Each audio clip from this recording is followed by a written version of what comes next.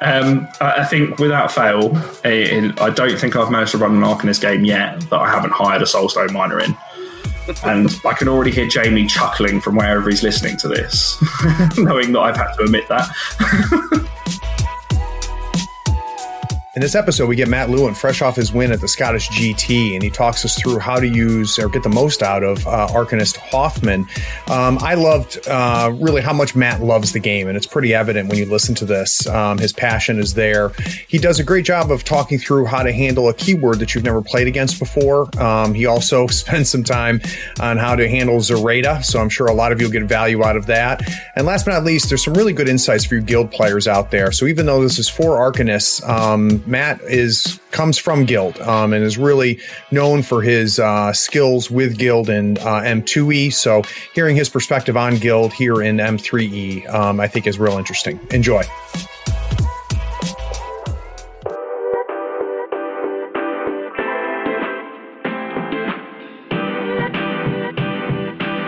Playing a tabletop strategy game allows you to unplug and test your skills against friends. Every week, Third Floor Wars delivers useful strategies, discussions, battle reports, and reviews to tabletop games like Malifaux. If you want to get better at the games you already play, or discover the games other people are playing, you are in the right place. Craig and Ray welcome you to the Third Floor and the Tabletop Talk broadcast. Craig here on the Third Floor. Today we're going to do a deep dive into the Arcanist Master Charles Hoffman and how his augmented crew works in Malifaux 3rd Edition. My guest today is Matt Lewin. He recently won the Scottish GT, beating out a large and very competitive field. Now, he's a founding member of the Flippin' Weirds. When we've had another one of the Flippin' Weirds on here a few times in the form of Jamie Varney. And Matt is probably best known as one of the top guild players in the UK, holding top in faction for several years straight. He recently made a terrible decision to start playing Arcanists, and he took them to his big victory at the Scottish GT. Today, he's going to let me pick his brain on the most recent member of the Arcanist squad, Charles Hoffman. So, Matt, welcome to the Third Floor. Thanks for having me. I'm looking forward to it. Yeah. So, those of us that have been following the UK scene, even all the way over here in the States, you're not a new name to us, though you're new to the show. But I think people always like to know, how you ended up playing Malifaux. Well, it's, I think just like anyone else, I enjoyed tabletop games, played tabletop games for a large part of my childhood. And actually, after spending a long time with GW-based games, I found Malifaux with my fellow Flippin' Weird founders. And we fell in love. It was one of the most well-balanced games to play. And I've never played a game on a competitive level before Malifaux. And I'm never going back because it's just, the Weird have made a great game, and 3rd edition is just testament to that as well. Yeah, I agree, Matt. I'm the same boat as you. Where played GW games, did a small stint playing Guild Wall, and then found Malifaux. And I've tried other games since, and I just keep coming back. Even through the desert between 2 and 3, I couldn't stop playing the game. It's hard to find another game that you enjoy as much as this. Plus, I'm also like you in that this was the first time I've ever played competitively. Even playing war games for 15 some odd years, this is the only game that I think had enough balance and player agency to make competitive play interesting. Absolutely. And I think actually the things I like about it on a competitive level where you could bring a variety of lists to different games. You weren't just turning up, playing the same thing every game. And it was fantastic. And I'm really, really looking forward to 3rd edition. I mean, we thought the little break between 2nd and 3rd would slow us down, but we just dove straight in on playtest and actually never looked back. Yeah, that makes me very, very happy. All right, so let's talk a little bit, first off, about your big win. Can you kind of give us an idea? First of all, why Arcanist, man? Why would you leave the guild? It's more of a case of actually, I haven't left the guild. I have every intention of coming back. But the masters I want to play aren't quite out yet. So I thought instead of making that a negative, take this as an opportunity to dust off some of the Arcanist models that I've had for 2-3 years and never played with. Yeah. So yeah, I was just like, you know what? I love events, I love tournaments, and just because my models aren't out, I'm just going to still enjoy third edition. So I actually turned up to the Scottish GT with and was sitting there on Friday night talking to some of the other players, and it was just like, you know what? I'm actually just here to see how I do with Arcanist, see how it plays out, and did quite well. So, the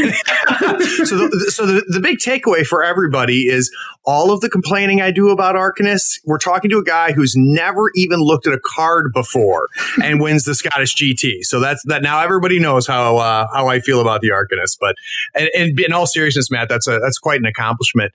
Can you give us just a quick breakdown on, obviously we're not going to get into round by round, but I'd love to know what masters you brought. My majority of master over the weekend was Colette, because she's fantastic, and I think she's going to be a real powerhouse on the scene. As much as she's great at maneuvering and this and that, her denial game is so strong, and that's really great on those top tier tables. Keris, she's fantastic. That maneuverability, the versatility in her crew, and just the sheer raw power that is Keris. I played 3 games with Colette, 2 games with Keris, and then my last game was with Hoffman, and that was the match that won me the day. So here I am. Very nice. Very nice. All right, man. So what we're going to try to do is I'm going to try to really kind of dig in and kind of get an understanding of really what Hoffman does, how you kind of approach Hoffman, and then more importantly, how do you approach building the augmented crew? So let's assume that some of the listeners have never played Hoffman, or especially have never played Hoffman into the Arcanist faction. Can you give us kind of an idea here in Malifaux 3rd Edition how Hoffman plays and what type of master he is? I would say he's very much he's a support master. I'd say, like, completely. I mean, he's all about making the models around him better, handing out the resources to make them better, and facilitating that happening. So, and whilst he's also doing that, he brings a healing, he brings condition removal. He very much runs himself as a support piece that is just going to enhance the crew around him, which I think is really thematic with his keyword. He's literally augmenting the crew around him. Yeah, definitely. What about his kind of his core mechanic, Matt? What's his kind of signature abilities? So his signature ability is definitely his power tokens. So his power tokens are very much what make his augmented crew really, really work. They can be used on certain models for, you can use it for positive flips to jewels, and you can use them to spend for suits. It's effectively handing out free soul stones to models that can never use soul stones, really. Yeah. And there's just so much power and potential that comes in that, being able to just always try and find that trigger you wanted, always have that positive flip, especially if you're going into models with serene countenance. It's a really strong mechanic, and he hands it out really nicely as well, and it runs really smoothly. I think we're seeing a lot of that serene countenance, especially for masters defensively. You know, of course, Molly has it. I think Colette has it as well, doesn't she? She does indeed. Lucius has got it as well. Yeah. So, just the thought of you being able to hand out positives like it's candy is scary to me. Mechanically, how does that happen, though? So how does Hoffman get power tokens out to his crew? So him himself, when he activates, he's got all friendly constructs within 6 inches of him in Aura 6 just gain a power token, and that includes himself, obviously. That's a huge aura. That is a huge aura, and actually it just gives you it means he's playing in his bubble still, and we all know that Hoff ball is the old keyword that used to be, but he still plays in that bubble, but it's slightly wider, and he's got a little bit of flex now in it from where he went in 2nd edition, which I think has really kind of brought him up the tables for me. And along with his aura, when he just activates, he has a tactical action, which is called Overcharge. And when Overcharge is friendly construct only. On a cast 6, he needs a 6 to go off, no suits. Target will gain fast, gains a power token, and enemy models within 2 inches of this must pass a target on a 15 move duel or suffer 1 damage again, injured 1. How efficient is that? Very nice. Yeah, that's nice. So that in that case, you're not just getting positive flips, but you're also getting, oh God, that's gross. And what's the range on that again? 6 inches? 6 inches on that. Very nice. So just right off the top then, how often on average in an activation are you firing off that tactical action? I'll be honest with you, it's probably my go-to piece with him. Yeah. Like I said, he's there to support and make sure the crew around him stays stays alive. So it's not unheard of for me for turn 1, overcharge 3 models, so they're laid up ready for fast going into turn 2. Yeah, I could definitely see that. Now, one of the challenges, because I played Hoffman in 2 with Guild, and one of the challenges that could happen there right before he got a little bit of a bump with the upgrades was moving him around. How often are you walking with Hoffman, or when we get into the crew, are we going to see ways for him to avoid having to walk? I think he still has that thematic negative part where he is a little bit slow, so he's only moved 4 still. And there's not an awful lot of ways to move him around, but he does have a bonus action. And on his bonus action, has a trigger, which will let him push 4 inches. So the bonus action lets him move power tokens around. You can remove it from a model that has more and then move it to a model that doesn't. Mm-hmm. And in doing so, you're also removing conditions when you do it. And and it has a built-in mask that lets him push 4 inches towards the target. So he's got a little bit of movement to kind of keep pace, but he's definitely not going to run the length of the board for you and score schemes like certain masters. Sure. So now I've heard he does have a little bit of offensive ability too, though, that he can put out some damage. He can. I mean, it's a solid damage spread. He's got Enhanced Fists, which is a melee 1, which is pretty standard for 3rd edition. He's a stat 6 with a built-in tomes, and it's a 2-4-6 damage spread. So actually, that's fairly solid. I mean, if you're hitting a low defense model, it's entirely possible he's hitting out a mod. So actually, if he wanted to, he could just start knocking out some of those minions that might get a little close to him, try and hold him up. And in doing so, he's going to give himself power tokens with a built-in trigger on the tomes. And if he just needs to get them out of the way, he has a mask trigger, which pushes the targets 4 inches out in any direction. So he's quite defended in that regard. So that's interesting. So he can also gain those power tokens via that trigger, and I assume he can use them just like anybody else can? Yeah, so he can use them for pos flips, and he can also use them for suits, which is that's nice. Which is very good, because actually it means he's never fishing for suits for targets, for triggers. Right. Now, with that push away, Matt, is there anything else defensively he has that's keeping him on the table? So he's armor 2, which can't be ignored. So effectively, obviously it can be ignored, but armor 2, reducing all damage by 2, is going to keep him alive. He's 10 wounds.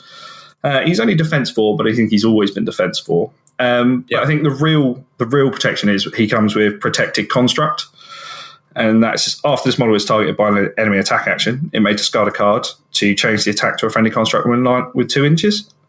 Ignoring range, line of sight, and targeting restrictions. So that's definitely going to keep him alive. Yeah, and I think for everybody listening, learning how that protected works and how to deal with protected is a smart move, because you're going to see a lot of it. We're seeing a lot of masters out there that have that protected as kind of a key way to keep them alive. Yeah, definitely. And it's a hard counter to some of the more combat masters we're seeing coming up the tables as well. It's great against Shenlongs. Yeah, I think it's one of the only real defenses currently. I know. It's, I was just having a conversation with somebody, I think it was in the Rezer chat, and we were talking about, prematurely talking about faction tiers, and because it's way too early to start talking about how these factions tier against each other. But inevitably it drifted to Shenlong, who I've actually not had a chance to play or see on the other side of the table. But having read through his cards and hearing some of the nightmare stories, it's not something I think I'm looking forward to. Yeah, I mean, definitely. I think once you start getting those really practiced players in the tournament, I think it's gonna make some waves. But equally, on the same sense, like you said, it's too early to call these things. I think every time a big stone hits the pond like that, it does make waves. But then equally, there's counters that come out, and people have a little think about it, and actually, it just balances out from that initial knee-jerk reaction of, oh my God, what is this model going to do to me? Yeah, the first time you go up against any keyword now, it's a bit of an ice bath, and you kind of walk away going, what the hell just happened? That's how it was for me with Zoraida. The first time I encountered Zoraida, I'm like, I can't, everything everybody's saying is true. This is ridiculous. But the second time I went up against her, I played it very differently, with knowledge in my pocket. And I'm anxious to see if that continues, because everything that I've encountered the first time has seemed overwhelming, but the second time I've seen it, I get a better understanding of how to react to it. Yeah, definitely. I mean, it's a brand new game at the end of the day. We've just got to understand that it's brand new things. You're going to get hit by those gotcha moments. I've had the same experience with Zoraida. I played a game against Zoraida against George, and that first game I was like, this is bonkers. What do you do? Yep. And then actually went back into another game. It, like you said, equipped with some knowledge, and it wasn't anywhere near as bad. And actually, when I played George at the Scottish GT, I ran Colette into Zoraida, and George was like, he has no idea how to win that game because just because I was armed with a bit of knowledge. Zoraida was still doing what she was doing, but I'd had a little thought about what I could do to get around it. So, yeah, definitely. Well, yeah, I mean, yeah, you learn a couple things, or at least I did. One, you're a lot smarter about positioning because, you have to think about threat vectors from your own models, let alone, from the enemy's models in case, she comes in there, and just keeping track of her threat range, and remembering she only has 3 actions. Like the success I had is that even though he didn't end up surviving, I was playing Molly and I just put Archie in her face. And what that ended up doing is, reducing her to maybe 1 or 2 obeys tops per activation because she had to deal with him. And it ate up some resources. So it's just a good example of, the second time you encounter something, you get a kind of a better feel for it. Definitely. And I think I had a similar sort of effect. So I actually went out of my way during the game, George, to make sure that my models were covered in concealment, which just meant her AP efficiency just fell through the floor. So if she was going to try and obey my model, she'd have to focus to do it or spend a stone. And that's costing him resources. It's costing him AP. And I just gave him no good options. So I split her wide out to the corners and she struggles to go wide. So, and it worked really well. And also the other thing with Zoraida is she will ditch your cards. So just don't be scared to use your cards and actually make the Zoraida player think, as much as I want cards, is it worth giving my opponent back to full hand? No question. In fact, it's funny you say that. The second time I played her, I did the exact same thing. And I think I was more helped by the Zoraida player ditching the hand than he was because, especially with Molly, I'm getting rid of cards left and right. So if you want to go ahead and do Zoraida when I have 1 card in my hand, I'm a huge fan. I'll take a fresh hand. Thank you very much. Definitely a great play against Zoraida is just do not be scared to use your hand before Zoraida's gone. Yep.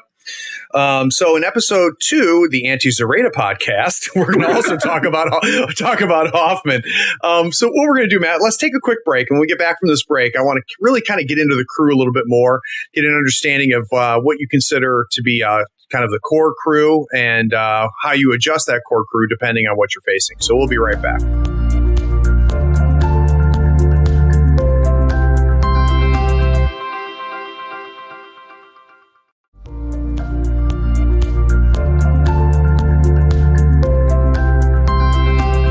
So now that we have kind of a sense of really what Hoffman can do and how he's supporting the augmented crew, we need to start talking about that crew itself. For most players, I think when they get into this keyword system and the keyword hiring, they're finding that there's at least 1, if not 2 to 3 models that they just end up bringing into their crew every time, regardless of what the scheme pool is, regardless of what the opponent is. So, Matt, let's talk a little bit about that. What are your core crew models? To be fair, I do have some favourite picks, but like Hoffman has a variety of models that actually he can bring into different situations. And I think he's actually potentially got one of the most well-rounded keywords with everything he can do. And I'm talking across both factions as well at that point. But for me, some definite staples to my Hoffman card are Joss and Howard Langston. They're in my crew without fail because they're just so versatile, and what they bring is just you have to deal with it. So let's talk first. Let's talk about Joss. I'm familiar with him in 2, but I've not seen him yet in 3. So what is Josh doing in Malifaux 3rd edition? So he's not a far throw from where he was in 2nd edition. To be fair, he's defense 5, willpower 6, move 5. Yeah, it's a fairly great model. He's 10 stones, but he's still a henchman. But what he is bringing is armor 1, which is great. To go with like soul stones, it just keeps him alive really well. He's ruthless, which, to be honest with you, the new terrifying rules, I can't stress enough how powerful Ruthless is and his ability. Well, yeah, I mean, models that have Terrifying usually have low wound count or lower wound count. So if you can get through that Terrifying, same thing with armor, right? If you can get through that armor, if you can get through that Terrifying, it's not hard to bring the models down. So I agree, Ruthless and Manipulative seems to be in a lot of places too. Definitely, and again, it's one of those things that Hoffman's crew can now just tick off. It's like, actually, I've got a Ruthless model, so I can deal with Manipulative, I can deal with Terrifying models, and again, he brings that to the crew, so it's already like one feather in his cap. He's also, every time an enemy model is killed by this model, he drops a scrap marker in addition to any other marker. Now, nice. It's another way of this crew generating power tokens is if they have power converter at the start of the model's activation on the models in his keyword, they can discard a scrap marker to get a power token. It's basically transferring scrap into positives or suits. It's brilliant. And that's done not by Hoffman, but by models within the crew itself. Yeah, absolutely. Nice. I'm looking around cards right now. He's basically on 90% of his crew and models. Now, do you use him more of a kind of a tar pit, or is he putting out damage? Is he doing both? Do you know what? He's both, but he's definitely damage for me. So unlike the rest of Hoffman's crew, Joss can't use power tokens for positives or suits. But what Joss does do with his power tokens is on his Arcax, he may discard a power token as an italic. So before he attacks with it, he can just discard a power token. And if he does so, that makes his Arcax irreducible damage. No. Yeah, it is massive. And I can totally see it's like irreducible damage is such a powerful thing. Can't stone it, can't do anything. It's so powerful. Yeah, with shielded and all of the other different reducible mechanisms out there, I'm finding irreducible damage. Even if you're at a min 2, it's a big deal. Definitely, absolutely. Any reducible damage, even if it's that actually you've managed to get their master or their henchman down to a last few wounds and you've got something that's going to do 2 irreducible damage, it's guaranteed to kill that model at that point. Yeah, that's a big deal. Now, obviously, I would assume Howard is a beater. So other than putting out the damage, what else does Howard bring to the table? So he definitely fills that beater role, and I think that's his real main purpose. He's a scary piece because of it. So he's also got Vent Steam as a tactical action. So if you needed that extra bit of cover and concealment, Vent Steam lets you put up an aura of 3. Models within range have concealment. Non-construct enemy models also treat this area as hazardous terrain. And I mean, in a Hoffman crew of constructs, that's amazing. Yeah, and that concealment is a big deal. I mean, you talked about it a little bit already when we talked about Zoraida. In Mali, I've got the bats there that put out concealment, and it's an AP sink. It either deters them from attacking at all, or even if they do, their efficiency goes way down. That's it. And like that AP efficiency is really key when you start playing in those games where it's actually back and forth, you're scoring those points, my opponent scored those points. It gives you that advantage if you can like really hammer their AP. It's why slow is really good and all those kind of effects. Howard Langston even brings hit on his execution clause, so he ignores resistance triggers. That's good.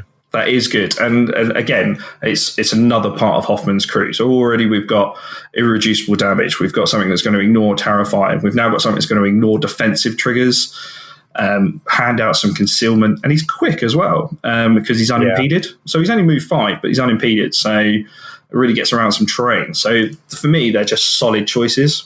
Both 10 stones, but 10 stones worth invested each, to be honest with you. Yeah, I mean, it's sometimes a little tough to spend 20 stones out of the gate on 2 models, but if they've got clear roles and they're very good at it, then it's a no brainer. I bring Rogue Necromancy and Archie into every Mali list because they're both so good, even though they're not cheap. Now the other thing, Howard still has his execute trigger. He certainly does. That I'll tell you, man, it's so funny. Like there's sometimes when that thing is meaningless because you have a nice hand of cards, but boy, when it matters, that execute trigger is just the worst. I think even if your opponent's got a massive hand of cards, actually, this played a massive part in the last game I played at the Scottish GT against Doxy. I'd stacked power tokens onto Howard Langston. Howard Langston does have the ability to use the power tokens for suits. So I made he had enough power tokens that every single swing he took, he was declaring an execute trigger. So I was stripping cards and stones. And after you do that for the first turn, you're only going to really kind of strip out some resources. If he goes late, he's going to strip out potentially some stones if they've used their cards or the card they're going to try and save. But if you get into turn 2 and 3 where you've already dwindled their resources, this turns into actually every model hit Howard hits could potentially just be a kill because of the execute trigger. And because of the power tokens, and the strength of that is bonkers because it's auto execute effectively. Yeah, that's insane. And what's his melee value for his close attack? So he's only melee 6 now, so he was melee 7, but I think it makes sense to me. So he's melee 6, but it is a 2-inch range. So that's nice. 3, 4, 5 damage spread as well. So he's definitely filling that beater roll really nicely. And again, you can't ignore him. If you ignore him, you'll regret it. So yeah, he can. I faced him twice so far here in 3, and the one thing that I think we need to spell out for people that may not be familiar with him, he's on a 50 mil base. So we're talking about a huge impact for that vent steam because of that, and with that 2-inch range. And his ability to scuttle around, he can influence a large section of a 3x3 table. Definitely, and he's easy to go down. He's defense 4, so he's not. He's got that balance factor of he hits hard, but he doesn't take it as well. But he's armor 1 and terrifying, so he's got a little bit defensive tech, so he doesn't fall down too easy. Yeah. I mean, thank God he can be taken down because he definitely becomes a fast priority, target priority for anybody that plays against him because that's a model you can't let get 5 activations. Definitely. To be fair, he's such a target. I have effectively been taking Soulstone Cash on him as an upgrade. Nice. Just because if you can keep him alive, the tar pit that generates, he's such a creature, and the Soulstone Cash will let him use Soulstones, and models that die around any model that is killed around him, and he's definitely doing some killing. I'm generating Soulstones. It just, for me, that's a solid investment. No, that's a good call. I not as familiar with the upgrades that Dirty Arcanist used, but that makes a ton of sense on him. Ton of sense. If he kills 2 models, he's made his money back already on that. Yep. It now after you've got another 30 stones or 28 stones. What is typically your next move? Who do you look to now? So there's a couple of choices for me in this one. It really does depend on the game we're playing as well. So, but some standout models for me are the Wardens coming out of the guild section of what you can hire. Because they're solid minions. They're armor 2, they're 5 stones, they're move 5, they're ruthless again. So actually, if you know you're going into a terrifying crew like Jack Dawes' crew or something like that, they have a massive impact for 5 stones. And they also have power converter, so they can use power tokens for suits and poses. But because they're also part of what Dashel does, they have pursuit, so they get +1 to their stat if a model's already activated. It's just nice. It's just a solid 5-stone model, and they're rare too. So yeah, and I don't know whether you're finding this or not, Matt, but I'm finding the 5 to 6 stone slot on a lot of keywords tends to be a very interesting slot, and you can really get. I'm having an easier time getting more value for the cost in that slot than I am for like 8 or 9 stones. I would definitely agree. So I think there are some really, really efficient 5 and 6 stone minions out there, and actually are really good to the point that they might be so good that you just wouldn't take an 8 stone model over them. I mean, even in Hoffman's crew, he's got a pick like that. So when you've got a Warden like that, and you have a Hunter that's 8 stones, now a Hunter is quicker and can move around and has assassin, and it's armor 2, and it has all the things that Hoffman's crew's already been doing, what we talked about. And but yeah, is it bringing more than more than a Warden. I mean, it's melee 6, but the Warden could be melee 6. It's got a little bit of range. Yeah, so I can understand where it's a toss-up, but actually I think there's a place for a Hunter. You just got to play it in the right game and know what your schemes are. But that's a massive part of 3rd edition, I think. I agree. And I think it makes, even within keyword, it makes the building even more interesting because, outside of the situation, you could look at the Warden, you could look at that Hunter and say, is the Hunter really 60% better than the Warden? But in the right situation, I would imagine a Hunter could be. So with the Wardens then, are you running schemes with them? Are you doing, what role do they tend to play? Well, I think they're actually quite versatile in what they can do. They can lend themselves to just put in a little bit more damage because they're 2, 3, 4. They can get puncture, which gives them a positive damage flip as a trigger on the rams. They got knock aside again, like Hoffman does, so they can push models out of the way. That adds an element of control. Yeah. But they also have transfer power as a bonus action. Now, transfer power is a ability that quite a few of Hoffman's crew has as a bonus action, which lets them discard a power token on themselves and a friendly construct only. Target gains a power token and push 2 inches. Because this is a tactical action, they can do it themselves. So if they have a power token, right. So if they have a power token, they effectively get a free 2-inch push, which means they can just actually 2 inches out of combat, and then I'm going to walk away, and then I'm going to drop a ski marker, or even if it's push 2 inches out, drop a ski marker, charge back in, kill it for dig their graves, maybe. Yeah, definitely. And it's interesting because, you've got some nice flexibility there too, though, don't you? So, if you're, halfway through your activations and realize that, this power token would be much better on Howard, it gives you that flexibility to transfer that over. So that's nice. And those knock aside triggers, the more I'm playing, the more I'm finding that those little pushes are key because so many of the schemes, the strategies, really, it matters where your model is. So, you have outflank and dig your graves, and positioning is a big part of scoring. And just being able to move an opponent 3 or 4 inches can be the difference between scoring and not scoring. Definitely, with the changes to melee ranges that come into 3rd edition, where everything's a little bit shorter, a 2-inch push is so powerful now because most models are an average of 1-inch melee. And you're going to be able to get something clear in Hoffman's crew, and everything's got that ability. And actually, if I think back to some of the games I played in like the back end of M2E, where it's actually if I thought just a 2-inch push, just to move something out of the way to let it free it up to do something, I think it's going to be just as powerful in 3rd edition, if not more. Yeah, no, I agree. So, what else should we keep our eyes on as we're building an augmented crew? You can't fault a 4-stone Watcher, if I'm honest. They are defense 5, willpower 4, but they're move 7. Now that is definitely Hoffman's dedicated scheme runner, I'd say. Are they fly as well? They are indeed. They're armor 1 flight. That's good. Flight 7 is huge. Yeah, flight 7 is huge. And they also have power transfer as well as a bonus action. So they've got a cheeky little 2 inches if they want to get out of combat. The biggest restriction on them, though, is finding the model. Yeah, so they've got some new artwork.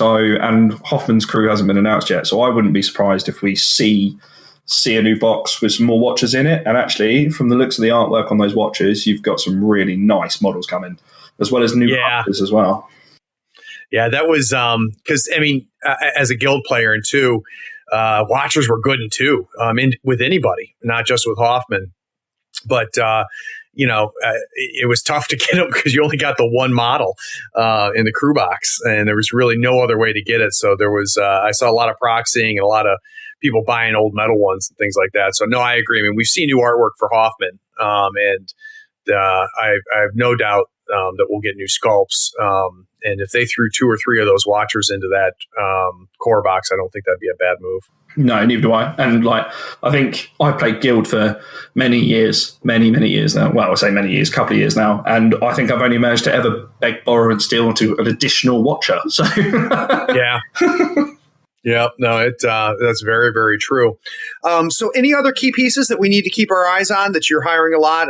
Let's just out of curiosity, let's go back to the Hunters. When do you find yourself hiring a Hunter? What role do you see them filling for 8 stones? I think if you're hiring a Hunter, I think I will hire Hunters more the more I learn about other crews. So Yeah. I think they are very much true to their name. I think if I need a model that's going to go take out a fast scheme runner, that's going to really kind of disrupt one of my wings, as much as Hoffman's crew plays quite tight, they don't necessarily go too wide. And actually, I think Hunters give you that ability to go wide because they've got Deadly Pursuit, which means in the end phase they're going to push 4 inches. So that's just some more movement in their direction. And that gives them that real chance to go hunt down, say, a Kruligan on the wings or a Necropunk or something like that. Can you tell I play a lot of reses? So now, out of curiosity, is the Peacekeeper augmented? Peacekeeper is augmented. Okay. So I think the Peacekeeper is a solid take. Again, he's armor 2. He's probably more durable than Howard Langston is, I would say, because he's armor 2 and he's got hard to wound. And I think he's probably guaranteed to kick out more attacks every turn because he's got flurry. So if you know that you want a piece that's just going to step up and like put it into high gear, slam in, and just kill models, I think you could take the Peacekeeper. I do favour Howard because I like the kind of control and resource replenishment that he gives. But actually, let's not take it away from the Peacekeeper. He's a 3/4/6 damage spread. He has the option on crit strike, and he can use power tokens just like everyone else. So he can get those rams, pushing him up to a 4/5/7. Phew, that's good. Now, would you see? You said, Matt, you prefer Howard, but is there a time where you would think a Peacekeeper could replace Joss, or is Joss just unique enough that you don't see them as swappable? I think actually they do something very similar in the sense of what they do. So Joss, because of the irreducible damage, is just a killer, and the Peacekeeper has armor piercing, which is a great way to get around armor. I think the Peacekeeper brings a slightly better ranged assault, because Joss does have a ranged assault, but it does require him to expend power tokens to do it. And actually, I'm not sure if you want to be using those power tokens that way, because irreducible damage is so powerful. But the Peacekeeper, I think you could definitely swap Peacekeeper in and out for Howard Langston with everything he brings. If you just want that killer, especially if you know you're going up against heavy armored crews, because he has a tomes trigger which lets him ignore armor, and he's also got Trail Gore, which Howard and him share as well in the same sense, which is remove a scheme marker, to take a walk or another melee attack, which means actually your Peacekeeper could end up having 4 melee attacks in one turn. 5 if you make him fast with Hoffman. Yeah, right. That's the other thing we got to keep in mind here as we're listening to this, guys, is that all these models that we're talking about, are probably going to have some power tokens on them, and some of them are going to be fast. Which, if you weren't already scared, this should scare you. The other one I wanted to make sure we talked about it, and I consider it one of the ugliest sculpts in all of Malifaux, and that's the Guardian. Do you ever see yourself bringing the Guardians in? I think they're a solid choice to protect Hoffman. I haven't actually used them yet because I haven't found a space where actually I feel they're going to be needed. But again, in the same way as I've taken Soulstone Cash to keep keep Howard alive, you could run a Guardian behind Joss or Howard, and because they have take the hit, which means after an enemy model is targeted by a friendly model. After an enemy model targets a friendly model within 2 inches when attack action, this model may discard a card to place itself in base contact with it, and a friendly model becomes the new target of the action. So he could take the hit, and he's armor 2, and actually it probably will keep some of your models alive if you do that. So there's a tactical element there, and I think you, again, as you play it more, as it becomes more apparent, the Guardian may come up the field in with what you want your crew to do. Well, yeah, and I think what might influence that is the master that's declared by your opponent, right? So if you're going up against maybe a Lady J or the Vix or something like that, where you know that it's going to be close combat pain, then maybe the Guardian suddenly becomes worth it. And the one thing that I'm getting a sense of here, Matt, and correct me if I'm wrong, but these key models we keep talking about aren't cheap models. So I'm getting a sense that there's some pretty tight decisions that need to happen as you're building that crew. Yeah, definitely. I mean, you you're effectively probably going to get, if you want a balanced crew, you're going to end up taking 2, maybe 3 if you're in reckoning of these kind of high-cost models, because they have their place. But then you're really going to want to look at, actually, I need some support models. I need some models that are going to move around the edges. I need some models to deal with anything that goes wide. Because obviously, if you've got all these really big beaters, that's great. You're going to kill some models, but actually, you're never going to be able to chase models running down the edges for outflank, trying to do breakthrough, and all of a sudden you're pulling yourself apart. So I think there's actually I think a trap to fall into with Hoffman is you overinvest in these big models, and you overinvest in, actually, I want a Peacekeeper for armor, I want a Howard Langston, actually I want the Guardian for take the hit. But a real trap you could potentially fall into is you've got all these key abilities, but what are you scoring? Exactly. Yeah. You've got to score. No doubt about that. So let's expand out a little bit more then, Matt. Let's talk about out of keyword and versatile. Is there any versatile model? Well, this is a dumb question. You're playing him as Arcanist. So let's talk about which versatile model you hire. I think without fail, I don't think I've managed to run an Arcanist game yet that I haven't hired a Soulstone Miner in. And I can already hear Jamie chuckling from wherever he's listening to this, knowing that I've had to admit that. Is there anything? I mean, I think at this point, almost everybody should be familiar with them. Quick overview: they bury and pop up wherever they need to. They generate soul stones. They're a pain in the butt to get off the board because of their armor 2. If you can't hear the hate in my voice, then you haven't been listening to the podcast. But in relation to having them in a Hoffman crew, is there anything unique about running them with Hoffman versus running them with, say, Colette? Yeah, I mean, they're constructs for starters, so they're going to reap all the benefits that Howard can hand out to constructs. I mean, the other unique thing of a Soulstone Miner in a Hoffman crew is, because of the way they interact, actually, he can make it fast, and then that Soulstone Miner could walk 3 times and then place a scheme marker, or walk 3 times and drop a bomb for plant explosives, because they use it as a bonus action. So that's quite unique in that. And actually, I could just see that they're comfortably over the halfway line, and they're dropping bombs turn 1 if you wanted them to.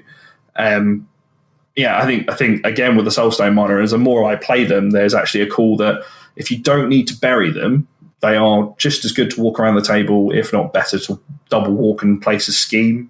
I mean, if they start on 8 inches on a standard deployment, they double walk and they can drop a scheme marker turn 1 for starting to set up, say, harness the ley lines if you wanted to.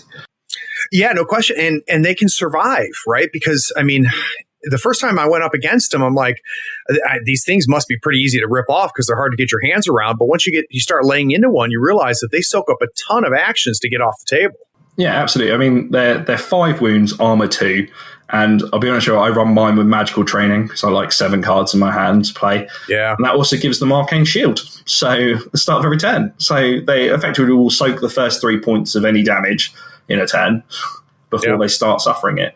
And on a model that's out on the wings, if my opponent has decided to commit to charging down my Soulstone Miner that's probably out of the way with their heavy hit and beater, I've probably got them a little bit on tilt at that point. Yeah. I've been that guy. So yes, you have us on tilt. I hope you're happy. All right, well, I could talk all day about Soulstone Miner, but is there any other versatile pieces or out of keywords that you've been bringing in? I mean, Arcanists are really, really fortunate that actually I think most of their versatile models are all constructs.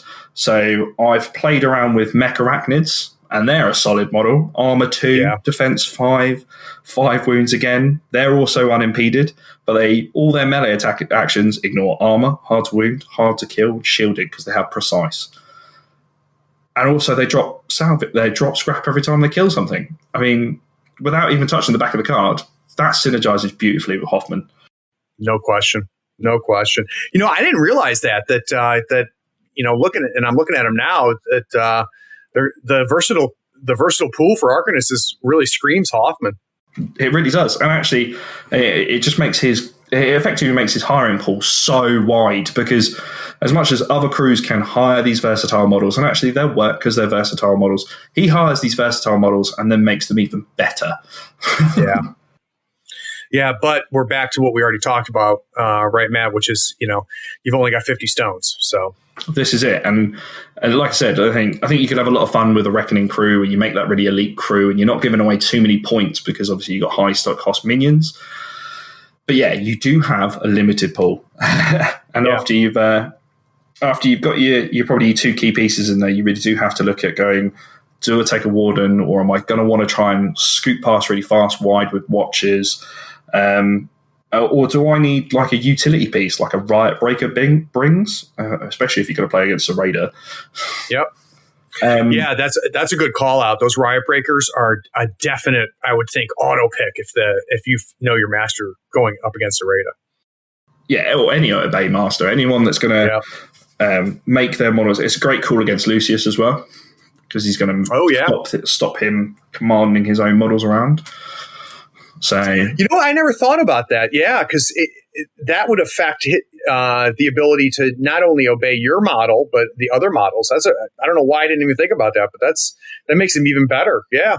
Yeah, I mean, crowd control is any models within 6 inches cannot take an action unless it's their activation. Yeah. So it's great at stopping the obeys on, say, Sereda, or the commands on Lucius, but they're also unyielding as well. So Sereda can't just obey it to go away. It's going to sit there and it's going to be a pain. Well, and another common trigger that we're seeing out there too is that coordinated strike trigger. You're seeing that sprinkled around a couple different keywords, which allows you make an attack with one model and they declare that trigger, and another model can then take an attack as a result of that, so that they stop that as well. So that's good. Yeah, really, really strong. And again, it's back to that, how I haven't used Riot Breakers a lot, but I think, again, you come up against, someone declares a master right now, and I'm like, actually, we're still early doors. I don't really know what it does. I'm going to make a kind of really well-rounded crew just to kind of counteract certain things. But actually, as the game goes on, as we play more games, as people learn new tricks, I think actually, like I said earlier, these picks are going to become even more varied, and these lists are going to change. I think the great thing for people to take away looking at playing 3rd edition is you can't see the meta right now. I don't think you can see the meta. I don't say you can see what's going to be on the top table, because actually I don't think anyone was really running Hoffman on the last round of a tournament. Yeah, I put him down, and even I was surprised that I put him down, to be honest. Well, out of curiosity, what caused you to pick? Was it the pool? Was it the fact that I can't remember what Doxy declared? How did Hoffman come out? So I'd actually been playing around with him for a few practice games, playing against the other weirds, and I was just like, actually, I think Hoffman's got some legs, and actually, I think I haven't really seen anyone really out there running a lot of Hoffman, but. Might be because I haven't used my Twitter account in far too long. But I just didn't see a lot of it. And actually, I looked for his cards, and actually, it was a nice, gentle change for me as a guild player coming to Arcanist. It was a nice. Oh, right. And yeah, actually, the scheme pool was. It didn't involve me having to go too wide. So actually, that plays towards Hoffman. It was Reckoning. So they're really durable because they're all covered in armor. And Hoffman himself has Welding Torch, which heals friendly constructs 2 with a built-in trigger to heal them additional 1 and stop their armor from being ignored for the rest of the turn, which is huge. Good. And in fact, in that game against Doxy, he had Vendetta on Howard Langston, got him down to 2 wounds, and Hoffman jumped on him and healed him 9 points, and he was back off. He was just like, no, I'm going to fully heal it. That's what I'm doing with Howard Hoffman this turn. And it was back to fully healed. And he had to restart. And it's so durable in that sense. Yeah. But yeah, no, so I tried it out. I wanted to take something different. And actually I thought if I run Hoffman, maybe I might get a little bit of a, what does he do moment? And I think I was fortunate in that way. But it's actually, I know Doxy has been reading him. And when I put him down, he did say to me, I've been reading Hoffman, and I went, oh no, this hasn't paid off. Well, yeah, and Matt, I know you're going to agree with this. You can't just read cards and know what these models do in 3. You could do that in 2, but in 3, I will argue until I'm blue in the face that you have to play them at least twice before you make a decision whether a model has a role or not a role. Because I find 3 to be a lot more intricate, a lot more synergistic, and there's a lot of situations that come up where something that read weak is actually really strong, or something that read really strong really didn't come up a whole lot. I think you have to get these models on the table. Yeah, definitely, 100%. I mean, yeah, you can't read cards and know how they're going to interact. You can't, and with other models, and unless you've got one of those crazy brains that can remember and do everything like that, I just think there's such a wealth of information and so many different ways they can interact with other models on the table. I mean, me and the rest of the weirds, like a lot of the time we don't, on the contrary to popular belief, we don't sit around just playing a tournament game every time we play a game of Malifaux.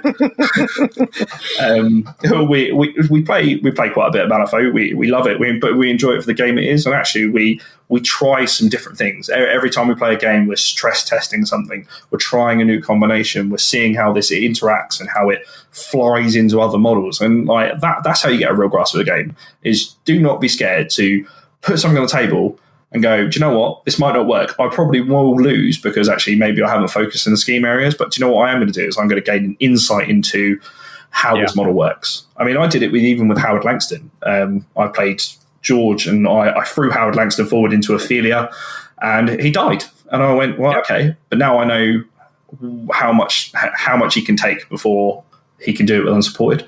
Massive. Yeah, and I know for some people this is going to be frustrating because I think they struggle to find a regular game. But, you guys don't.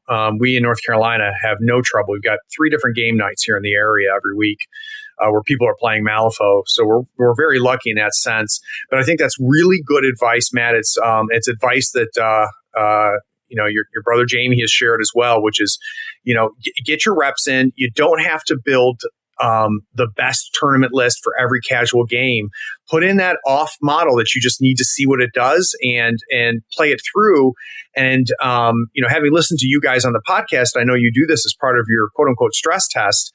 When it's done, I'll try out a new crew or a new model in a casual game. And then afterwards I say, not only do I want to see what I thought of it, but it's one of the first questions I ask my opponent, which is, hey, what did you think about this model? How much did this model impact your decision making? Because a lot of times it may not feel like the model did a whole lot for you until you realize how much it was impacting the decision making of your opponent. Yeah, definitely. And I think you've hit the nail on the head with that. Getting your opponent's opinion on what happened. Because actually you'll be like, oh, I don't really feel this model did anything. But actually after the game, your opponent will be like, do you know what? That model was an absolute nightmare. I spent the entire game making sure that he could not do anything. It's just like, right, hang on a minute. That's massive at that point. That's a controlling piece. And like, exactly. Yeah, I 100% agree. Yeah. Yeah. All right. So we've talked a little bit about upgrades. Can we get a sense or kind of recap, which are the upgrades are you using and where are you putting them? I think it depends on the scheme pool and the strategies, of course. But I'll be honest here, I haven't run a game yet that I don't have magical training because 7 cards, an extra card is just an extra thing you can guarantee to happen. Where you put it in the crew, if it goes on a minion, it's fantastic because you get the card, because that's the only way you get the card, in fact. But you're given that minion shielded and counter spell. That's a level of durability to any model. Yeah, and I gotta be honest with you, Matt. When I first started playing in the beta, we didn't get I had a hard time spending 2 stones on a minion. Like I would read the card and go, yeah, that sounds really good, but am I going to turn a 5-stone minion into a 7 stones? And I was a late adopter, but that's not true anymore. I have no trouble using the upgrades now because they are worth the 2 stones. Definitely. And I think actually harking back to what we were talking about earlier, that real, do I take a 5-6 stone model? It kind of really lends itself to actually, I'm going to take this 5-6 stone model and then I'm going to give it this 2 stone upgrade. So all of a sudden it's in that 7 and 8 stone slot, which is potentially why the 7 and 8 stone slot's a little bit harder to fill, because actually you could take a fairly solid minion and then hand it this upgrade, and actually it's a force to be reckoned with, or it's a real utility piece and a real vital linchpin to a crew in certain situations. So definitely I was in the same camp with why am I spending 2 stones on an upgrade but actually you get a lot for your money with those. Yeah, you really do. I think that I know that the Arcanist players here are getting a lot of value out of them, and it's pretty obvious why. And we're a little bit spoiled in Rezzers too, because we've got some good ones, especially when you put them on minions. So I'm glad I broke that mental barrier I had about them. Yeah, definitely. And all 3 of the Arcanist upgrades, unfortunately, I have to say it, are very good, and I can see it for them. As a guild player at heart, I look at these upgrades and go, I wish I had me some more of that. Yeah. I think it's actually something that Rezzers and Arcanists have in common right now, is that I think that our versatile models are really good in both factions, and I think our upgrades are really good in both factions. I have heard complaints from local guild players that they're kind of envious on both counts. See, now there's a time and a place for the upgrades we have. I just think as guild players, we get locked into this. We get pigeonholed into let's kill it, and we'll kill it now because we kill things, and that's what we do. We just kill things. But actually, there's a time and a place where they have the durability of the armor and some other things, and actually they can turn some of their shooting minions into quite versatile pieces. So again, I think it's a brand new game. All I'd say to them is some advice. It's a brand new game. Take a step back, think about how we're going to play it and how we're going to go forward with it. Try it out. And I tried out the other 2 upgrades on the Arcanist ones in Hoffman's crew, and I put, like I said earlier, Soulstone Cash on Howard, but it's just sitting here, I can think Soulstone Cash on Peacekeeper would make him just as durable. Giving him that chance to use stones, he's going to generate you more stones as well when he kills things. Min 4 is good, right? Yeah, Min 4. Make 5 if you've got a ram in your hand. Oh. Good Lord. Well, actually, that kind of leads us, Matt, into our first question. We got several questions from the audience. The first one is coming from Alaska. So let's hear what Alaska has to ask. Greetings from Alaska. This is James. I got a question about Hoffman and his dual faction aspect now. Now that he has access to more constructs and the ability to be fielded as a dual faction, what's the significance of this? Are we going to see Hoffman taking things outside his lane more and more? I'm curious because I'm looking forward to playing him, but want to get caught up on someone that's already been deep diving into his play aspects. Thanks. So, boy, I don't know if James could have teed up a better question for you, being a guild player, and then we're talking about Arcanist Hoffman. Can you kind of give us a sense of what him being dual faction means? And I think probably the first thing we need to figure out, Matt, is if you had your druthers, would you rather run him in guild or Arcanists? I think, to be honest, he can do what he does in both factions. Like, he has access to his entire pool in both. And as much as I like having 7 cards, I like having the ability to recharge soul stones. These are just bonuses and that come from the upgrades. But everything I've talked about Hoffman doing in this, I can see completely translating over into guild because of the keywords that he hires into. I mean, Joss brings something that guild don't have, and that's irreducible damage, and that's massive. I mean, as a guild player, I personally am packing Hoffman now in my tournament kit to take to tournaments, because if I need to run into something and I go, actually, I need to be able to ignore armor, or I need to be able to ignore shielded. Cool. I'm putting Hoffman down, I'm popping Joss on the table, and I can fire in. I can still take Howard Langston because he's augmented. And everything I've done now, everything I've spoke about here, you can do it in guild. And actually, I think people shouldn't get hung up on the upgrades of what Arcanists can do with their upgrades, because there are stuff that guild can do with their upgrades that you can delve into for hours, I'm pretty sure. But And it's a little bit of a trap question now that I think about it, Matt. And it's the question that's asked all the time is, which is he better in, guild or you hear this about duel masters all the time.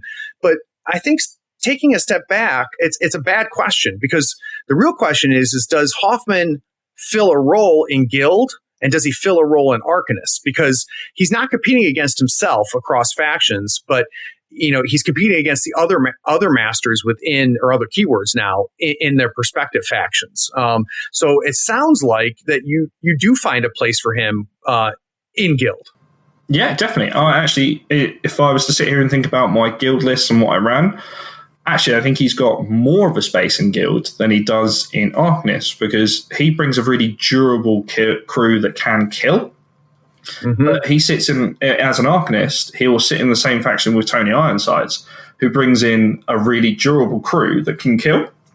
Yeah, who actually is not an auto-take in Reckoning, which is interesting, because I ran Hoffman, and in that last game at Scottish GT, it was a Reckoning game. Doxy ran Ironsides. So that just goes to show right there that actually, as two Arcanist players, we've landed completely differently on how we want to run Reckoning. Whereas actually, I think in a guild game, yeah, you've got your Lady Justice, yeah, you've got your Sonya and Perdita. They're going to kill things. But actually, if you want something that's going to ball up, be durable, and win that longevity game, Hoffman's your man. And he's bringing it with irreducible damage and built-in execute triggers and Watchers and Wardens, and he's ignoring Terrifying. There's just lots to play with there. Yeah, I'm going to stop asking the question and framing it that way, because I realize it really doesn't give a true sense of what the fact that they're a dual master means. So that's very helpful. So we've got another question. This actually comes from DZ, who some of you might know. He's been the person who put up that fantastic M3E builder, the website that lets you build lists and print out the cards. So DZ's got, I think, a really good question about how to handle all those big bases. Hey, first of all, I love the podcast, so keep up the good work. Now, with Deathball crews like Augmented, wanting to be in a tight group makes it really easy to get in your own way. So how do you mitigate the problem of your models blocking each other, especially early in the game or on turns where you're not exactly sure what order you're going to need to activate in? Thanks. I've faced this both with McMorning and with Molly, so I'm real anxious to hear your advice here. So do you know what? I have had this, and it was an issue in the first couple of games I played with it. But the unsung hero of Hoffman's crew is definitely his totem with this problem, because he has a tactical action called Internal Magnet, which means he can choose either to bring twins towards him, push things away, and what it does is it's a cast 5, and it pushes all scrap and friendly models with a power token up to 3 inches in a chosen direction, either away or towards him. And it just lets you start close. Hoffman can hand out the power tokens, and then the mechanical attendant can disperse them so they're not in the way, and it creates the channels, and actually it lets you move models forward and makes it a little bit more threatening. The mechanical attendant, I'm really glad he's a free totem that I'm gaining, because he's fantastic. Well, and I think you hinted at it, and I think it was even hinted at in the question, and that's activation order is important. And though I don't think you can script your play in Malifaux, or you do it to your own detriment. I do think turn 1, especially when you're facing a potential crowding issue, because I had to do it with Molly, where I had to really kind of learn exactly, generally speaking, where do I need everybody to be and what order do I need to activate things to make sure I'm taking advantage of any pulses and auras, and then, not, blocking lanes against myself. So I've even taken some crews and I've, tried different deployment zones and done a practice turn 1 a few times, just to kind of figure out that activation order. So I would definitely say that activation order, it plays a massive part. Having played many games previously with Nelly, and I had lots of 40 mil models, it kind of led me towards making sure that actually, do you know what, turn 1, a lot of turn 1, I'm going to be setting up, I'm going to be moving models into the right place. And actually, if it means I'm going to activate Howard Langston before a lot of other things, and he's just going to move up, and he's going to be in a commanding position, but not too far forward for turn 2. Brilliant, because actually he's then going to activate, and then in turn 2, after Hoffman's already been, and he's going to have fast, he's going to be already 10 inches up the table, and now he's fast and he's in a threatening position. So I haven't actually had much trouble with, thanks to the mechanical attendant, with positioning. So he can disperse them, and actually just think about how he's set up. And actually don't be afraid to spend turn 1 getting into a position where you've made yourself your channels, you're in a threatening position, and then your opponent has to kind of react to this wall of death that is a Peacekeeper, a Howard Langston, a Joss, and and they're fast and they're primed and they're coming for you. Yeah, and the only caveat I'll put onto that, because I completely agree, Matt. The only caveat I'll put on there is if you're an M2E veteran, the game is different now because turn 1 was always set up every time, except for a weird Vic bomb every once in a while. But you are going to interact with the enemy turn 1. In M3E. So you still have to have that nimbleness and flexibility even in turn 1. But if your opponent lets you use turn 1 as a setup turn, then you can really bring the pain on turn 2. Definitely. And again, it's 3rd edition, it's a brand new game. And I think you can, like you said, you can take turn 1 as a strategy, as a chance to set up, be tactical, like you say. But yeah, there is definitely things out there that can reach out and touch you turn 1 without fail, and have experienced it firsthand. Yeah. And honestly, I like it. At first couple games of 3, I wasn't sure how I felt about that. But now I love the fact that we're, getting our hands a little dirty turn 1, which didn't seem to be the case as much in 1. Okay, we've got one more question, Matt, and this is related to the Soulstone Miners. I'm not sure who it's from, so let's take a listen. Hey, Third Floor Wars. My name's Jamie, and I'm a big fan of the show. I just wanted to ask a question. After seeing Matt post his lists up on a weird place after the Scottish GT, I noticed that he had a Soulstone Miner in every single crew. I was just wondering if either of you knew when Arcanist players are going to be able to walk without their Soulstone Miner crutches. Thanks. So I was sworn to secrecy then not to give you the heads up, but but to your credit, Matt, you saw it coming. So,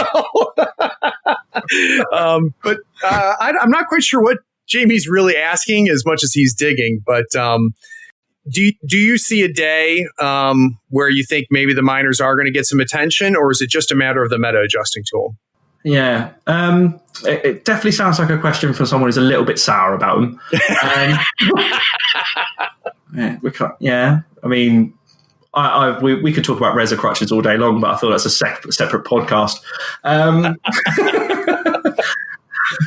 Not all of us can have by your side. Everything's broken in 3. Yeah, and I hear it every day. Jamie might as well get it on a t-shirt. And do you know what? Yeah, I think currently, like I said earlier, you're taking a Soulstone Miner because it's that versatile build, isn't it?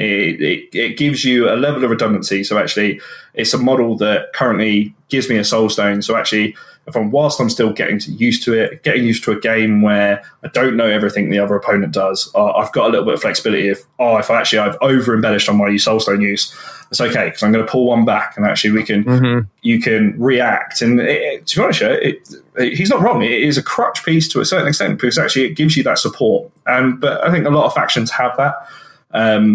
What they do, and again with magical training, the reason it's there is there will come a point where I'm comfortable with the crew where I won't need to run 7 cards because actually I know what all my cards are going to be used for. I know how to keep my resources going, but actually I wouldn't push anyone away from not using them. They're a really good versatile piece. They're a versatile keyword model for a reason, and actually they give you that flexibility to learn the game, learn how your Arcanists run, and real strength that goes with it.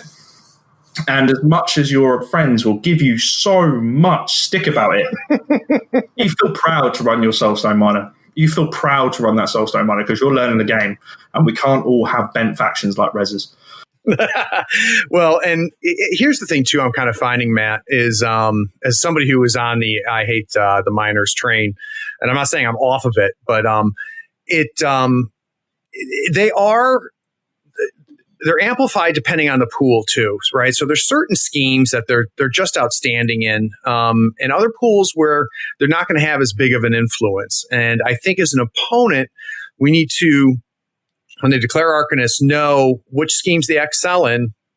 And if they bring 2 Soulstone Miners to the table, they're telling you a lot about what they're trying to do in the game. And that's information that as you get better and more familiar with it, that you're going to be able to capitalize on. Yeah, and that's it. I mean, if your opponent turns up and he or she has 2 Soulstone Miners and outflanks in the pool, you can pretty much guarantee they're going to be taking outflank. Yeah, and that's powerful information to have. Yeah, absolutely. And yeah, it's just it's open knowledge. At which point they've showed their hand too early. If you want, it's the same as if you set up scheme runners on the edges and just like, or in a corner. It's like, you have power ritual, do you? And things like that. It's just one of those things. And like I said, I genuinely think that as we move on, someone's going to want the 6 stones somewhere else in their crew. Definitely, like, especially in a Hoffman crew. I can think of places where I invest 6 stones. 100%. And the meta, you've said it several times now, Matt, and the meta is as a newborn, and we're all going to mature. And there's models out there that we haven't even discovered yet that we're going to think make Soulstone Miners look underpowered.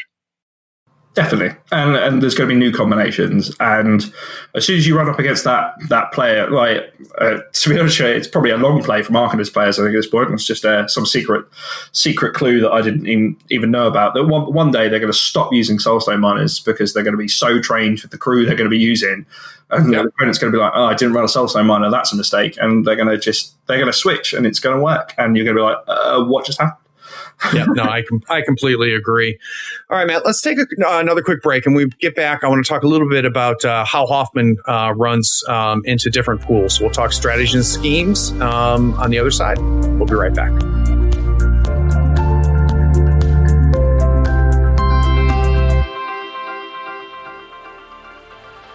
Howdy friends, Craig here. With 3rd edition Malifaux released, it's time for you to get a new mat with new deployment zones. We've tried every mat in the business, and nobody has better quality and selection than Mats by Mars. They're waterproof and they roll and unroll easily, and they're even wet erase Marco compatible. They offer over 35 designs and let you add M3EO overlays for making deployment and positioning a breeze. Check them out at matsbymars.com.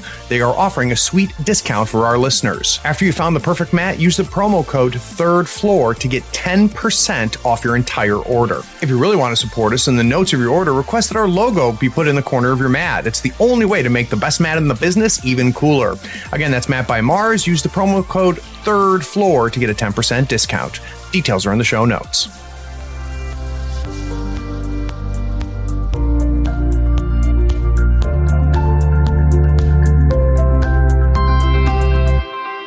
All right, so now we know what Hoffman does. We know how we run them. We know how Jamie Varney feels about the versatile models available to Arcanists. So let's talk a little bit about strategies and schemes. So Matt, you mentioned that in the Scottish GT, the strategy was Reckoning, and that's what made you bring him to the final table of a large grand tournament. Are you finding Reckoning as being, kind of the strategy he's best at? I would say it was definitely the one I was most comfortable going to run him into. I think because of the crew build up, and you've got the armor, they're durable, and actually because of the healing that the crew can bring. Because in his pool, he also has access to the medical automaton and the mobile toolkit, which both bring healing. So they just become such hard work for your opponent to wear down. So unless they get in on them and drop them in one go, they can really just get back up and just come back at you. So I think Reckoning's a really solid shout for this crew. Yeah, and when you have, my version of that in Rezzers is McMorning with all that healing. And, into Reckoning, your opponent's going to score a point in Reckoning. right? That first point is like they're having a really bad day if they can't score at least 1 point reckoning. It's denying the 2 points in the second point and the third point, which it gets really tough to drop 2 models in the same turn and 3 models in the same turn, and to do it turn after turn after turn. Yeah, and that's it. And I would agree. I think dropping a point for Reckoning is just effectively the opening gambit on everyone's Reckoning game. But I think the second point is hard to find against Hoffman's crew because of the armor and the healing. And I think the third point is even harder to find because you're only bringing in Joss as a henchman, so that's potentially an option. And then Hoffman, but Hoffman's not easy to get to because he's protected, he's armor 2, and all the things we said before. So, yeah, I think it's a crew that's not going to give away Reckoning points for cheap. So definitely something I'd run him into. Any other strategies that you would look to Hoffman for? I would definitely go with Turf War as an option, as well as Plant Explosives. I think a Turf War, because actually you kind of want to act inside the center square effectively, that is the board. So as long as you don't have to be out on the edges necessarily. So you have to push his bubble a little bit, but he can definitely do it. I mean, he's not in a terrible place to do Turf War. The crew's definitely got some killing potential with the option to make some scheme runners fast. You can strike out and grab a turf marker. That's not an issue.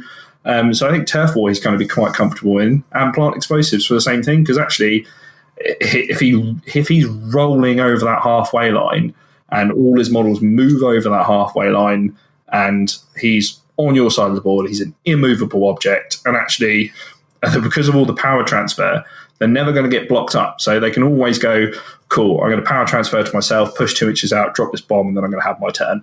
And I'm going to charge back in or stop you touching my bomb or anything like that. So I think the only one he'd really struggle with would be Corrupted Idols, because potentially trying to break out to hit the corners or the edges. But I don't know. I think he's got it in him. And there's probably more here than even I can probably read out and find. So be interesting to see what people come up with in that scheme pool. Yeah, and I think you bring up something really interesting, Matt, about Turf War, because as I get more Turf War games under my belt, I'm starting to see that it's a strategy that didn't play the way I thought it played. When I first started playing Turf War, it was all about making sure that I can get that back left and back right flipped to in my favor. So I would build them a crews so that I could split them up, run them up the flanks, and really challenge those.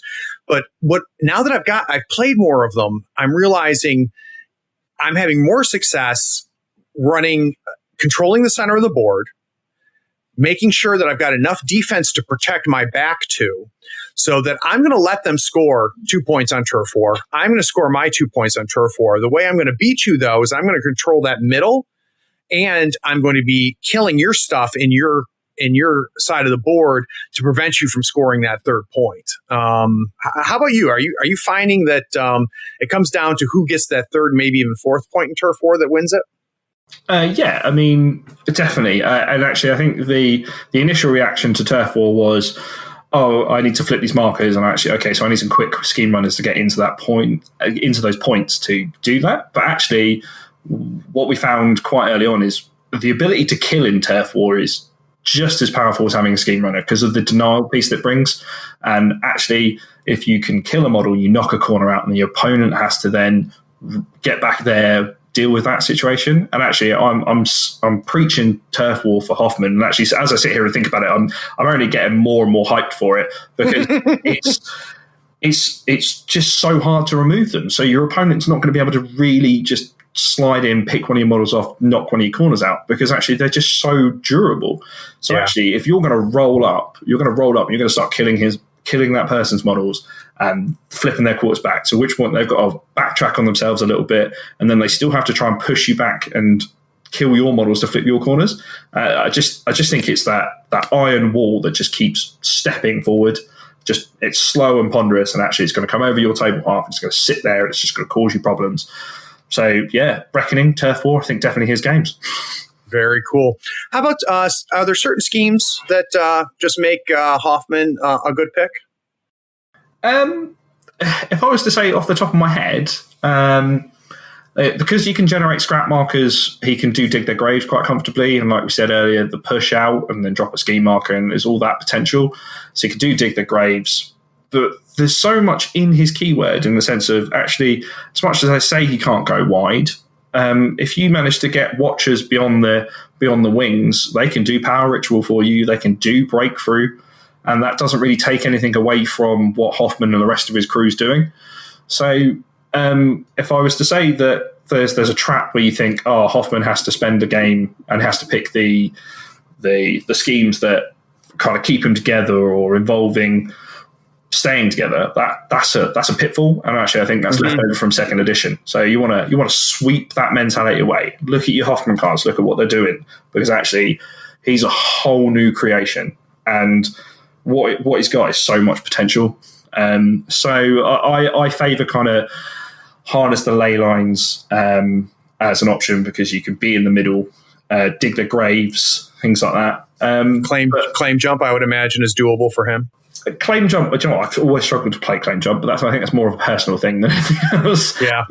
Because he's always so tight together. Like the enemy is almost necessarily coming to you in certain places.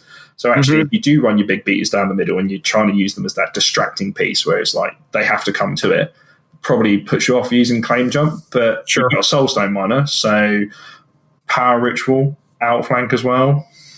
Again, these are all options. So yeah, and I think the advice that you know we've been preaching about putting models on the table, I'm trying to force myself to take that same advice to taking schemes I wouldn't think to take.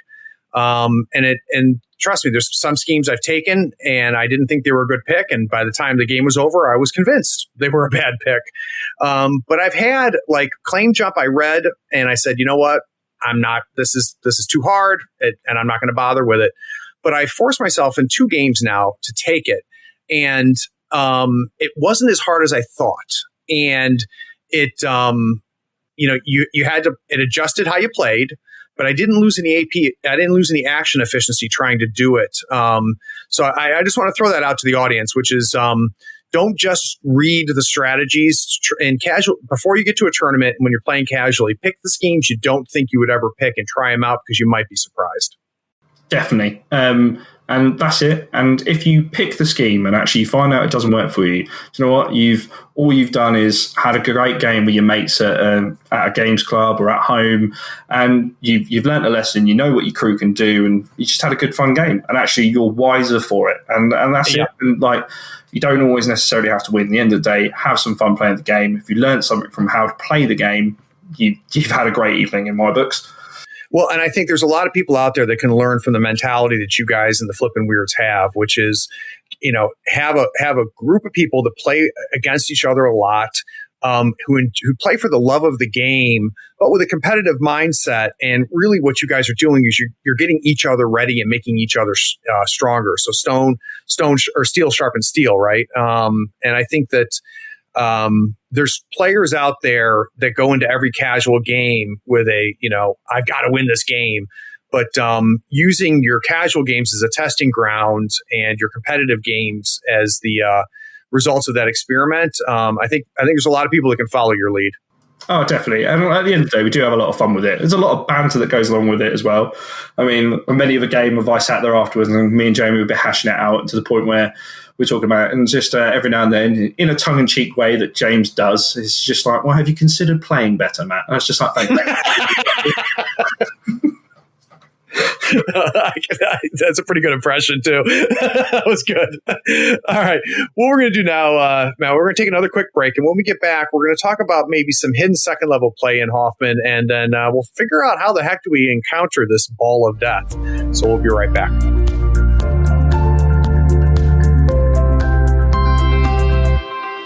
Howdy folks, Craig here. Now if you love gadgets as much as we do, you're going to love the new Third Floor Wars Gadget Bundle from Schooner Labs. Branded with the logo of your favorite podcast, it comes with 2 measuring multi-tools, a compass stepper for those tight and important movements, along with a compact dashboard to track your turn, strat, and scheme scoring along with your soul stones and pass tokens. It is the perfect bundle for anyone who plays Malifaux or just wants to look cool while doing it. The link is in the show notes. Check them out and help support your favorite gaming podcast.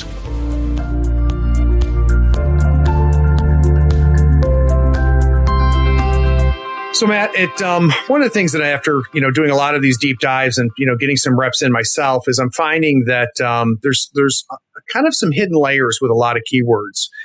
Certain things that I discover about a keyword, but I only do it because I've gotten my reps in. So out of the gate, Hoffman is pretty obvious with the armor and with the power token mechanics, and we see what his big models do. I'm just curious, is there any hidden gems that you think a Hoffman player would really start to unlock after maybe getting 4 or 5 games in? I think you're right. To a certain extent, he's pretty straight up. He's very upfront with what he's done. He's a very honest master, I'd say, in that sense. He's not gonna. He's got that durability. I think what I found was the biggest insight for me is actually the crew's got a lot more hidden movement in it than I was initially expecting, with the power of the 2-inch push on the power transfer, the medical automaton, which is an augmented model, being able to actually pop a model back when it takes some damage within 3 inches of it. It's just, actually that's a little bit of cheeky replacement, some movement, and actually in that sense of, you almost don't mind models getting hurt because Hoffman's always going to put them back together, or the medical automatons are going to put them back together, or the mobile toolkit's going to put them back together. So actually, you go, cool, I'm going to let him take this hit. I'm then going to pull him out of this, which has actually wasted your AP if you've charged in because he's not doing anything more with it. I'm going to put him back together, and then I'm moving my model around on his own turns. So actually, just look at the movement tricks that actually the crew brings. Then they're not as static as big iron robots would make you think. Yeah. And we've already, brought it up a few times now, but 2-inch pushes, 3-inch pushes, 2-inch placements, 3-inch places, they mean more in 3 than I think they did in 2 because of how the pools work and because of engagement ranges. So I noticed that. Who made me see that was Dashel. Dashel, all of his movement shenanigans, you don't realize how good Dashel's movements and pushes and a little bit here and a little bit there matters until either you play Dashel or you play against him. Yeah, definitely. I mean, Dashel's definitely got all that movement. I mean, with Queeg, just activated model gets pushed a little bit, and yeah, there's just so much there. And actually, and it's very much that. And when you're talking about, when you're getting into those high tier tournament games, and actually you think about a 2-inch push, and like, oh, what's that? But actually, that's the nitty and gritty of it. That's the difference between actually I've dodged out, got the opportunity to place a ski marker, which is the 1 point I needed to win this game, and that's it. And when you're talking about 2 players running on the peak of what they do, and they both know the master in and out, they know your master in and out, and you're talking about those little plays that make a really exciting game. I've got goosebumps literally talking about it.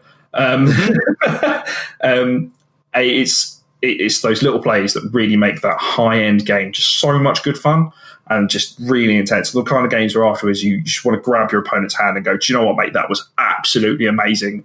Don't even care what the result was. That was just phenomenal. Back and forth, all the way down to the last activation on gameplay. And that's just fantastic. Yeah, and it's funny because I was just thinking about this with Outflank and with Soulstone Miners.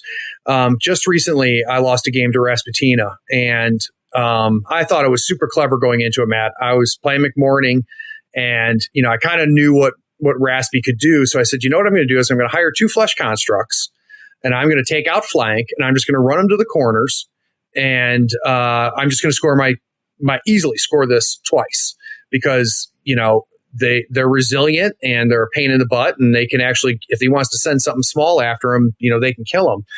Well, my opponent just took a Blessed of December and took it to one flank, and because of one of those 2-inch pushes off of his attacks, denied me all of my outflank points because he kept pushing me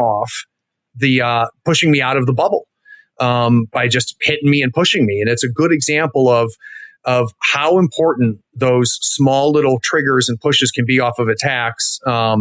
But it's also something to think about, with Soulstone Miners, because if they're going to bring 2 Soulstone Miners and they're going to put them in the corners to go out flank, you don't have to get rid of both of them. You don't have to move both of them. You only have to move one.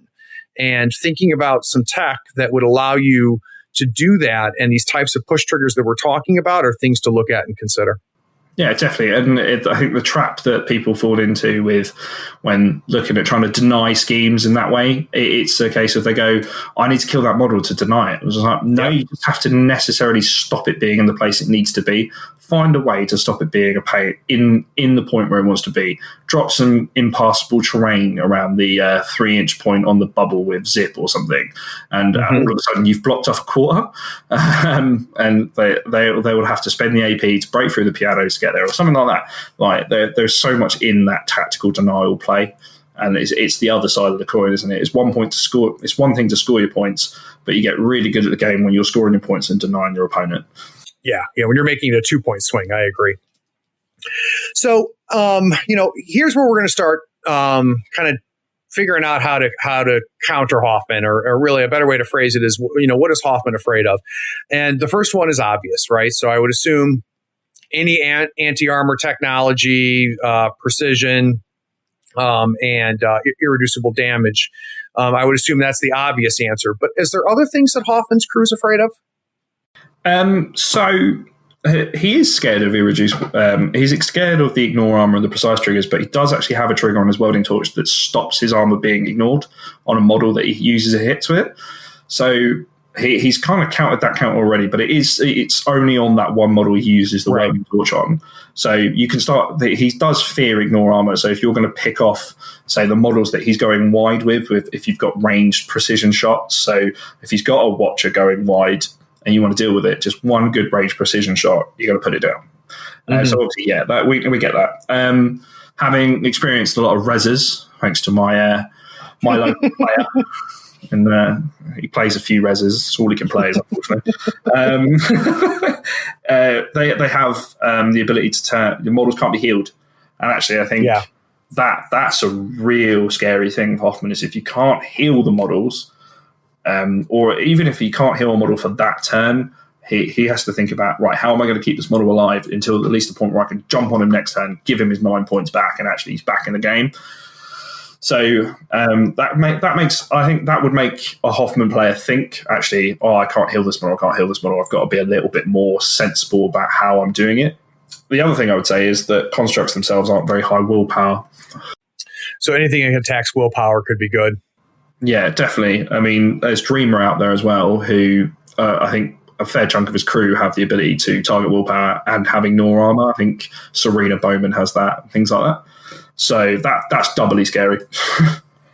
Yeah, and I think the only other thing I'll throw in there, and I experienced this with Hoffman and Guild, and I would imagine it's still true here, if not correct me, is that your first time you go up against Hoffman, you get focused on I need to remove this Peacekeeper. I need to get Joss off the table. And that, unless you brought the right tools for the job, that's going to be a tough thing to do.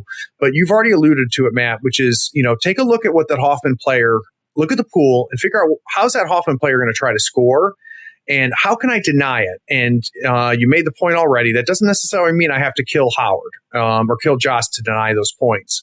And I think you can get real clever, which really, tends to be a how do you counter anybody argument. But, removing these augmented models sounds like it takes a yeoman's effort. I wonder is things that do a lot of those pushes that we're talking about. Those potentially, I think, could have an impact on your game too, don't you think? Yeah, definitely, and I think that's it. I think the Hoffman players, it's you've got this iron fist that's in front of you, and he's going to be waving it in front of your face, shaking it up and down, and trying to get your attention. It's like, look, you have to deal with this over here. Look at this over here, and try. It will a case of draw you away from looking at what the wider crew is doing. Where are they placing scheme markers? Where are they going? What are they engaging with? So yeah, I think a true counter to that is don't get locked and fixated on the fact that Howard and Langston and Joss are going to be coming in and they're going to be unleashing the pain.